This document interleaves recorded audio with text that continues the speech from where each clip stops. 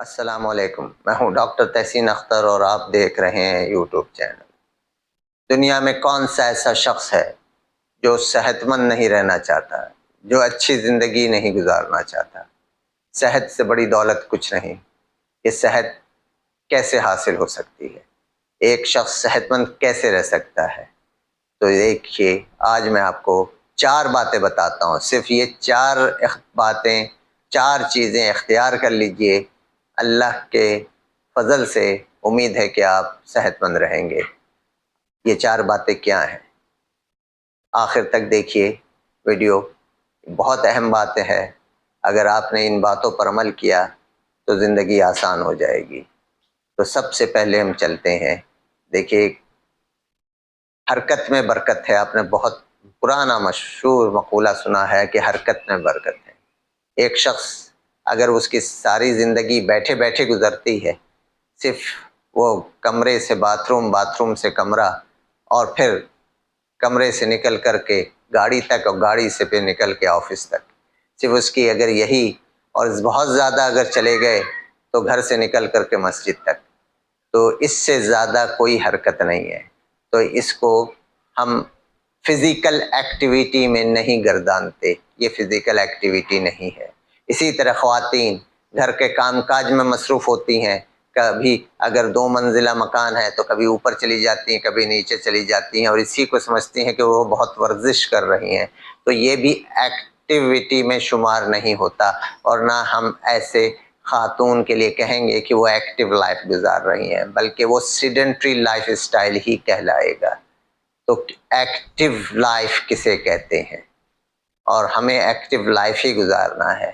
تو دیکھیے، 150 منٹ کی ایکسرسائز آپ نے لازمی، ایروبک ایکسرسائز آپ نے لازمی کرنا ہے، تبھی آپ ایکٹیو لائف میں شمار ہوں گے۔ اور یہ 150 منٹ ایک دن میں نہیں، بلکہ ایک ہفتے کی بات ہے کہ اگر آپ 150 منٹ کی ایکسرسائز ہفتے میں کر لیتے ہیں تو یہ آپ کی ایکٹیو لائف میں شمار ہوگا۔ 150 منٹ سے مراد یہ ہے کہ ہفتے میں 5 دن آپ نے ضرور کرنا ہے، ایک دن میں آدھا گھنٹہ کرنا ہے، یعنی 30 منٹ آپ نے ایکسرسائز کرنی ہے۔ اور یہ ایکسرسائز ایروبک ایکسرسائز کی بات ہو رہی ہے، این ایروبک ایکسرسائز کی بات نہیں ہو رہی۔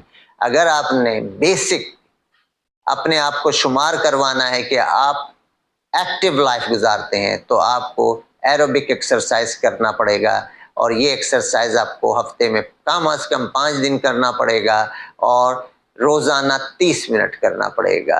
اور اگر آپ کو روزانہ نہیں ملتا تو آلٹرنیٹ ڈیز پہ بھی کر سکتے ہیں، لیکن پورے ہفتے آپ نے 150 منٹ کا جو مقررہ ٹائم ہے وہ پورا کرنا ہے۔ اس طرح سے آپ ایکٹیو لائف گزارنے والوں میں شامل ہو جائیں گی۔ ویسے ایکسرسائز مزید اسٹرینتھ حاصل کرنے کے لیے بھی آپ کو کرنا ہوگا، جو کہ 10 منٹ کی ایکسرسائز ہوتی ہے، اور کم از کم ہفتے میں 2 دن ضرور کریں۔ ان میں سے ایک بیلنسنگ ایکسرسائز ہے، ایک اسٹریچنگ ایکسرسائز ہے، اور ایک ریزسٹنس ایکسرسائز ہے۔ تو اس طرح سے 3 ایکسرسائز، اور یہ تینوں کو آپ نے 10 منٹ کرنا ہے، اور ہفتے میں کم از کم 2 دفعہ کرنا ہے۔ تو اس طرح سے آپ کی جو یہ ایکسرسائز ہوئی، یہ 210 منٹ کی ایکسرسائز ہے، جو کہ پورے ہفتے آپ نے کرنا ہوتا ہے۔ اس طرح سے اگر آپ اختیار کریں گے تو آپ بھرپور ایکٹیو لائف گزارنے والوں میں شامل ہو جائیں گے۔ دوسرے نمبر بیلنس ڈائٹ ہے، اور بیلنس ڈائٹ سے مراد 3 چیزیں آپ ہمیشہ یہ یاد رکھیے، کاربوہائیڈریٹ، پروٹین اور فیٹس ہے۔ ان کا امتزاج، ان کا تناسب بہت ضروری ہے۔ اگر 40% سے زیادہ کارب لیں گے تو نقصان ہوگا۔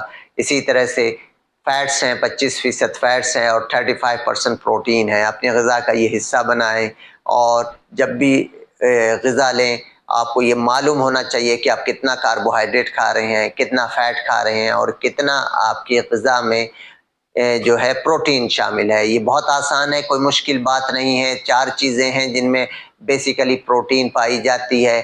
ایک آپ کا گوشت ہو گیا، چاہے یہ گوشت مچھلی ہو، مرغی ہو، یا پھر گائے بکرے کا گوشت ہو، गोश्त किसी किस्म का भी हो, ये आप आसानी से इससे प्रोटीन हासिल कर सकते हैं। दूसरी आप दालें हैं, इन दालों से आप जो मुख्तलिफ़ किस्म की दालें मिलती हैं इनमें प्रोटीन होता है, आप इससे प्रोटीन हासिल कर सकते हैं। तीसरी किस्म जो है ये आप मुख्तलिफ़ किस्म के जो अनाज होते हैं, जो इसके अलावा मटर होते हैं और बीन्स होते हैं, इनमें प्रोटीन होता है, इससे भी आप कुछ प्रोटीन हासिल कर लेते हैं। और चौथी प्रोटीन आप अंडे की सफ़ेदी से इस तरह से हासिल, ये बड़े बड़े इस तरह से और भी प्रोटीन के ज़राए हैं, लेकिन ये बड़े बड़े सोर्स हैं जो कि हमें और आपको पता है, और ये हम डेली अपनी ग़िज़ा में शामिल करके हम 35% अपनी ग़िज़ा का प्रोटीन हासिल कर सकते हैं।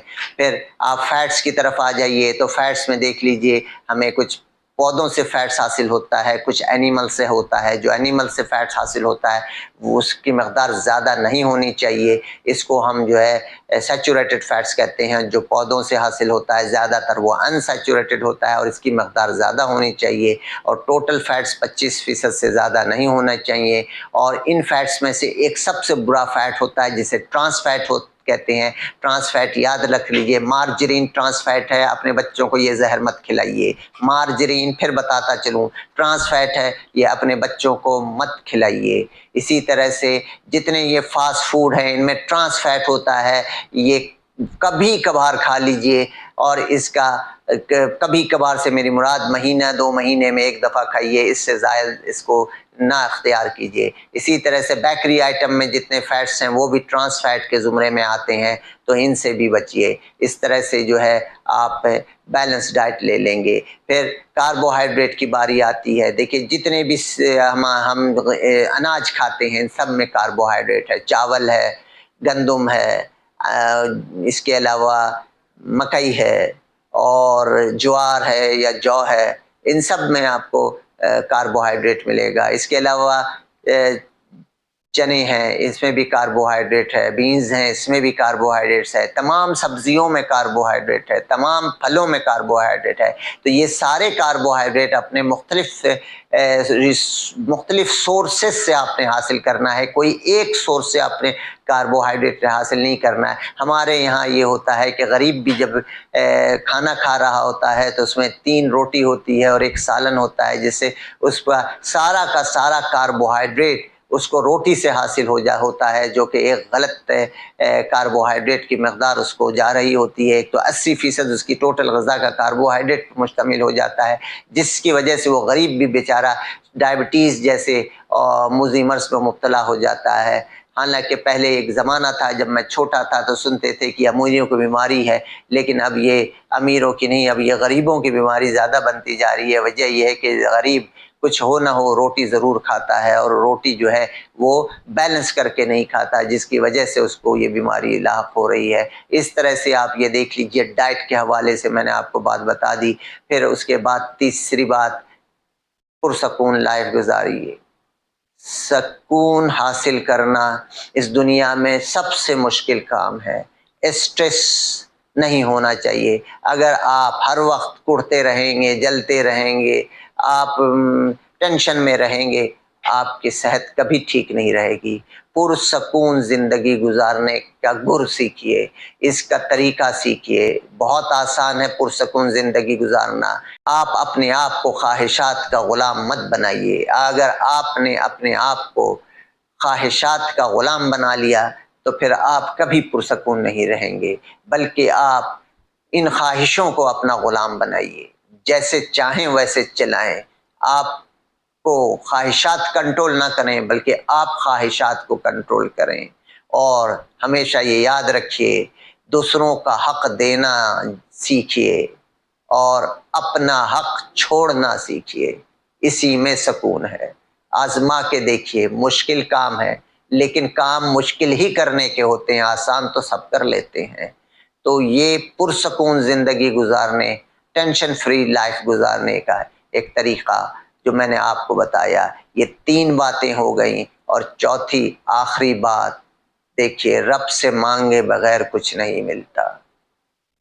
अल्लाह से ज़रूर मांगिए सेहत और तंदुरुस्ती, बगैर इसके कुछ नहीं मिलता। जो देने वाला है वो, लेकिन वो ये कहता है कि तुम भी कुछ करो, گھر بیٹھے کچھ نہیں ملتا، تو جو پہلی 3 باتیں میں نے بتائی ہیں وہ آپ نے کرنی ہے، اور باقی دعا آپ نے اللہ سے مانگنی ہے صحت و تندرستی کی، جو وہ یقیناً ضرور اور ضرور آپ کو عطا کرے گا، کیونکہ اللہ تعالیٰ خود فرماتا ہے قرآن مجید میں لیس للانسان الا ما سعی، کہ انسان کو اتنا ہی ملتا ہے جتنا وہ کوشش کرتا ہے۔